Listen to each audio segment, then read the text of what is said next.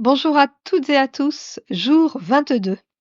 Je vous ai proposé un calendrier de l'Avent et voilà que ça devient un calendrier de l'après. Eh oui, nous sommes bien après le 24 décembre. Il y a peut-être plus de chocolat caché derrière les petites cases, mais il reste encore 3 surprises.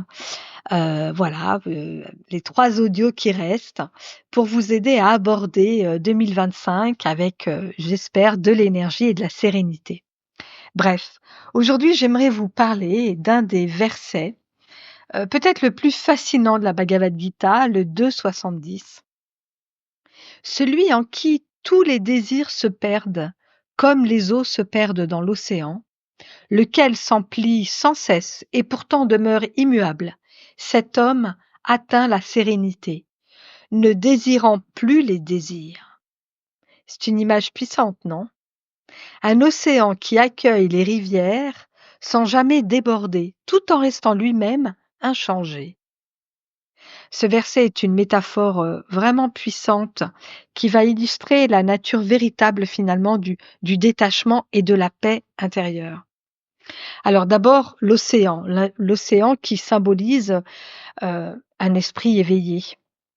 L'océan, on peut dire qu'il représente une personne qui est dite accomplie spirituellement, une personne qui est stable, voilà, qui reste, une attitude, vaste. Les rivières qui se jettent dans l'océan, elles symbolisent finalement les désirs, les plaisirs, hein, tous ces stimuli qui nous viennent, de l'extérieur. Et nous vivons dans une société de consommation, vous le savez, qui encourage constamment la satisfaction des désirs. Acheter plus, consommer plus, vouloir toujours mieux. Malgré le flot constant des rivières, donc des désirs, l'océan ne déborde pas et reste immuable, il reste inchangé. Et de la même manière, une personne qui est éveillée, elle peut vivre dans le monde et interagir avec lui sans être perturbée par ses désirs. Donc ça nous amène à cette notion que la paix, elle vient de l'acceptation et pas de la satisfaction des désirs. La Bhagavad Gita enseigne que la paix ne réside pas dans cette quête effrénée de satisfaire chaque désir, pardon, parce que les désirs sont infinis. Une fois qu'on en a satisfait un, eh ben, il y en a un autre qui va naître. Et donc, ça nous amène à nous poser la question sur finalement la véritable nature des désirs. Car les désirs, enfin, le désir en soi, le désir, c'est quand même la pulsion de vie. On ne peut pas dire qu'un désir, c'est pas bien, hein. Un désir n'est pas mauvais en soi. Vous savez, tout est neutre dans la vie. C'est toujours notre interprétation et qu'est-ce qu'on met derrière tel ou tel désir, derrière tel ou tel mot, derrière telle ou telle pensée, d'accord? Qu'est-ce qui va créer finalement, l'agitation? C'est notre attachement et notre besoin de satisfaire ces désirs. C'est ça qui potentiellement peut devenir un problème. Et ce verset nous dit que le yogi, donc celui qui est vraiment très avancé, n'est-ce pas? Apprend, lui, à observer les désirs comme des vagues ou des courants dans une rivière, mais sans pour autant s'y identifier. Et donc c'est ça le paradoxe de la satisfaction, car plus nous cherchons à combler nos désirs et plus nous renforçons ce cycle de l'insatisfaction. Et la Bhagavad Gita nous invite justement à transcender ce cycle pour trouver la plénitude à l'intérieur de soi. Alors, pour expérimenter ce verset, j'avais envie de vous proposer un exercice qui consiste à observer vos désirs. Euh, attendez, excusez-moi, j'avais noté, je ne sais plus où je l'ai mis. Oui, c'est ça. À observer vos désirs. Quels sont les désirs quels sont vos désirs récurrents? Est-ce que vous pouvez prendre un instant, la journée d'aujourd'hui ou même la journée d'hier ou même cette semaine, voilà, Quels ont été les désirs et ceux qui revenaient régulièrement? Est-ce que vous pouvez noter également les émotions qui ont accompagné ces désirs? Prenez vraiment un temps, si vous voulez pas noter, mais prendre un temps pour y réfléchir.